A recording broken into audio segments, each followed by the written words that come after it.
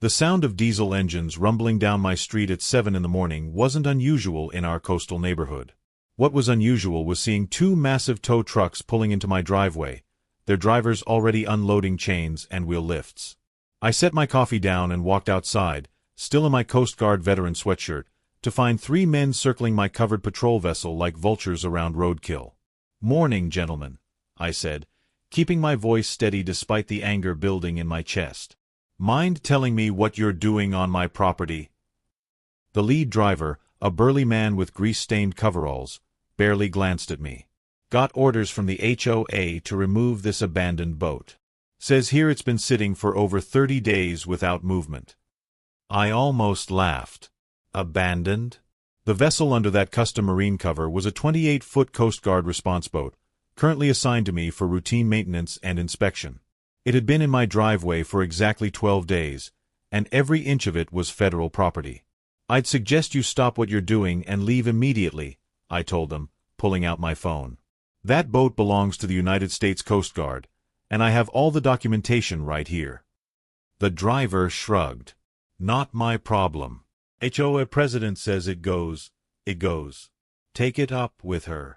That's when I started recording video and dialed a number I'd hoped I'd never have to use. Within minutes, 3 black SUVs with government plates came screaming around the corner, and suddenly those tow truck drivers looked a lot less confident. "My name is Jake Sullivan, and I've been a Coast Guard officer for 15 years. 6 months ago, I moved into this quiet neighborhood in Pelican Bay, attracted by its proximity to the water and what seemed like a peaceful community. What I didn't know was that 3 months before my arrival, the neighborhood had elected a new HOA president named Karen Bellwether, a woman who apparently viewed her position as a divine mandate to micromanage every blade of grass and driveway ornament within a 5-block radius. The trouble started the day I brought the patrol boat home. As part of my duties overseeing fleet maintenance for the district, I occasionally needed to store vessels at approved locations for inspection and minor repairs. My property had been vetted and approved by the Coast Guard, complete with security requirements and federal authorization.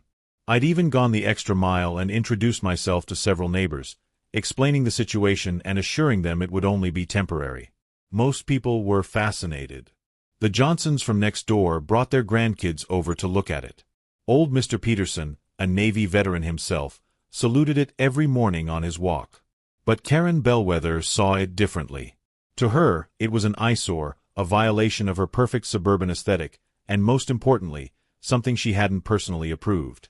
The first notice appeared on my door exactly 3 days after the boat arrived. Written in Comic Sans font and laminated for reasons I'll never understand, it declared my vessel in violation of HOA bylaws regarding recreational vehicles, watercraft, and commercial equipment. I responded professionally, sending her copies of my federal authorization, explaining that this wasn't a recreational boat but government property, and that federal law superseded HOA regulations. Her response came the next day via certified mail. She didn't care about my so-called federal papers, and insisted that HOA rules were supreme within the community boundaries. She'd obviously never heard of the Supremacy Clause of the Constitution, but I tried to remain diplomatic. I invited her to inspect the vessel, see the Coast Guard markings, and review the documentation in person. She arrived at my door the following evening with 2 other board members in tow, clipboard in hand and wearing what I can only describe as the smuggest expression I've ever seen on a human face.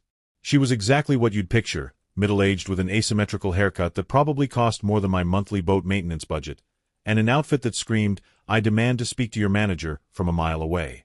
"Mr. Sullivan," she said, pronouncing my name like it left a bad taste in her mouth, "I don't care if this boat belongs to the Queen of England.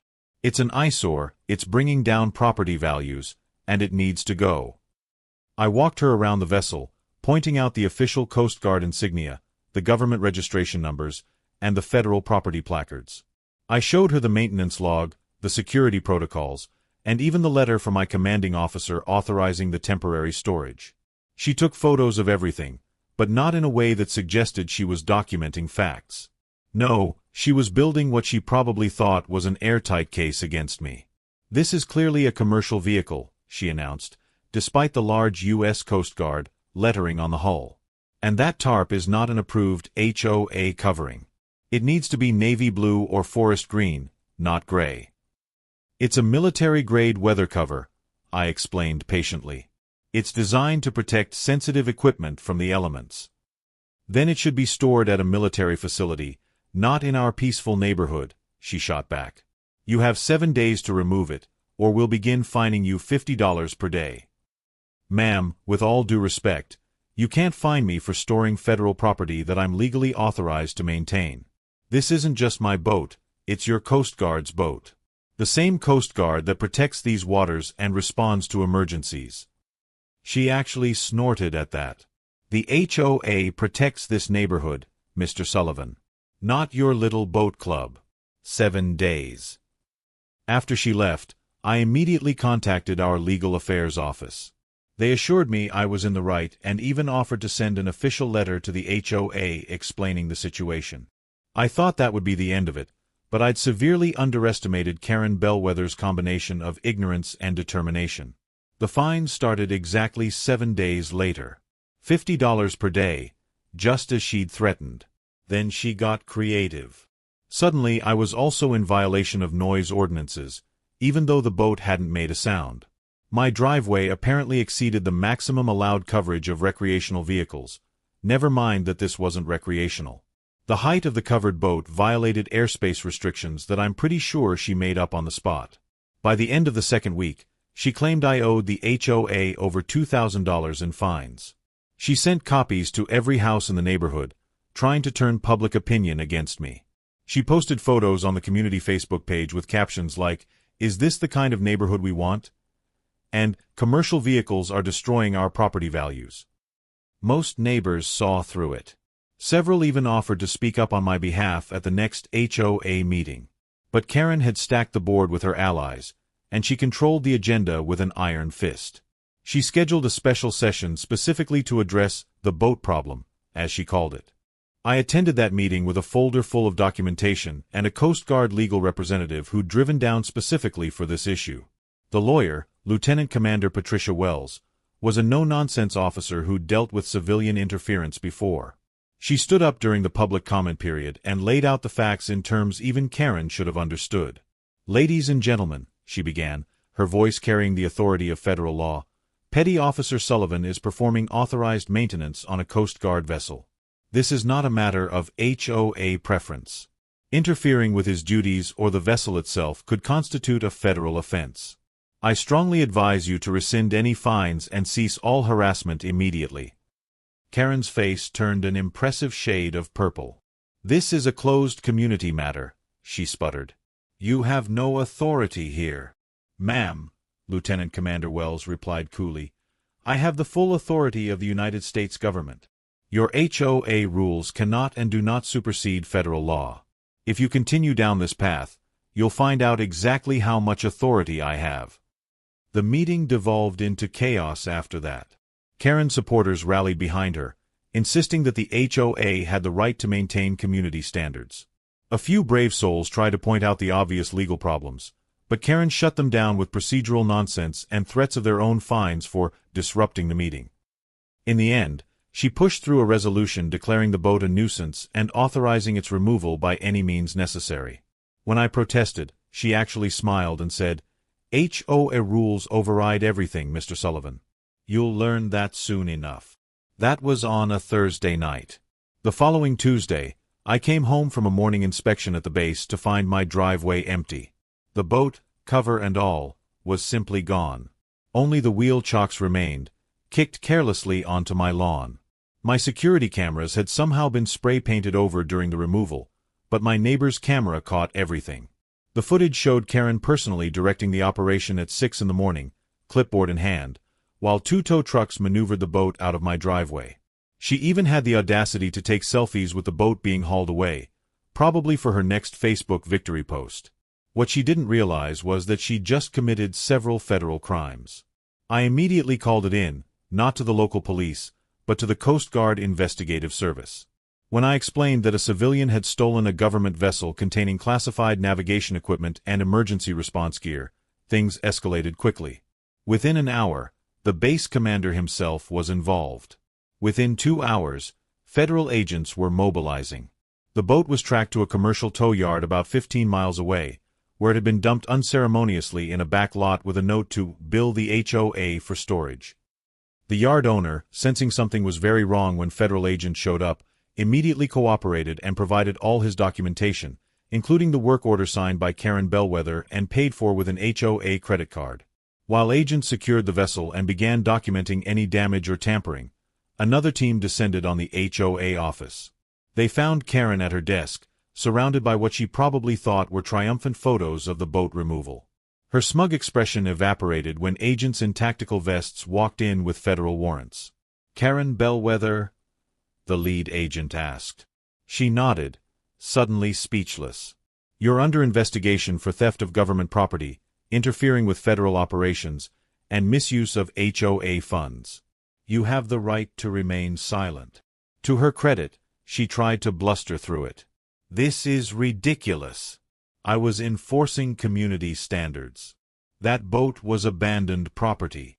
"Ma'am," the agent replied, pulling out the documentation I'd provided weeks earlier, "we have copies of the federal authorization you were given, the warnings from Coast Guard Legal Affairs, and video evidence of you personally directing the theft of a vessel containing classified equipment. I'd strongly advise you to stop talking and call a lawyer." The investigation was swift and thorough. They subpoenaed HOA records, finding that Karen had used nearly $8,000 in community funds for the illegal removal, funds that were supposed to go toward landscape maintenance. She'd also been issuing fines without proper board votes, pocketing some of the money, and threatening residents who questioned her authority. But the real shock came when they examined the boat. In her haste to remove it, the towing company had damaged several pieces of sensitive equipment, including encrypted communication devices and navigation systems. What might have been simple theft now included destruction of government property and potential security breaches. The base commander was furious, and the U.S. Attorney's Office was more than happy to take the case. The HOA board called an emergency meeting that night, this time without Karen, who was busy trying to make bail. The remaining members were in full panic mode, desperate to distance themselves from her actions. They voted unanimously to revoke all fines against me, issue a formal apology, and cooperate fully with the federal investigation. Several board members resigned on the spot, not wanting their names associated with the scandal. Others admitted they'd been bullied into supporting Karen's vendetta against me but had been too afraid to speak up. The community Facebook page exploded with residents sharing their own stories of Karen's overreach and abuse of power. Meanwhile, I was asked to assist in cataloging the damage to the vessel and equipment. Every scratch, every loosened bolt, every compromised seal had to be documented. The repair bill came to over $40,000, not including the cost of replacing the classified equipment that had to be considered compromised. Karen's arraignment was a sight to behold. She showed up in court still trying to argue that HOA rules gave her the authority to remove whatever she deemed a nuisance. The federal magistrate judge, a former Navy officer himself, was having none of it. She was charged with theft of government property, destruction of federal assets, interference with military operations, misuse of fiduciary funds, and several other counts that her lawyer looked physically pained to hear. The Coast Guard issued a public statement about the incident, thanking me for my service and warning civilians about the serious consequences of interfering with military property and personnel. Local news picked up the story, and suddenly Karen Bellwether became the poster child for HOA overreach. Her real estate business, which I hadn't even known about, began hemorrhaging clients who didn't want to be associated with someone who'd stolen from the Coast Guard. Her trial was set for 6 months out, but the evidence was overwhelming. Her own photos and videos showed her directing the theft. The paper trail of HOA funds was clear. Multiple witnesses testified about her threats and harassment. Her lawyer eventually convinced her to take a plea deal: 18 months in federal prison, $30,000 in restitution, and 5 years of probation during which she was barred from serving on any HOA board. When the judge read the sentence, Karen actually fainted. As court officers helped her to a chair, she kept mumbling about how this couldn't be happening, how she was just trying to keep the neighborhood nice, how HOA rules were supposed to protect property values. The judge's final words were particularly fitting. "Ma'am, you've learned the hard way that there's a hierarchy of law in this country, and your HOA isn't at the top of it.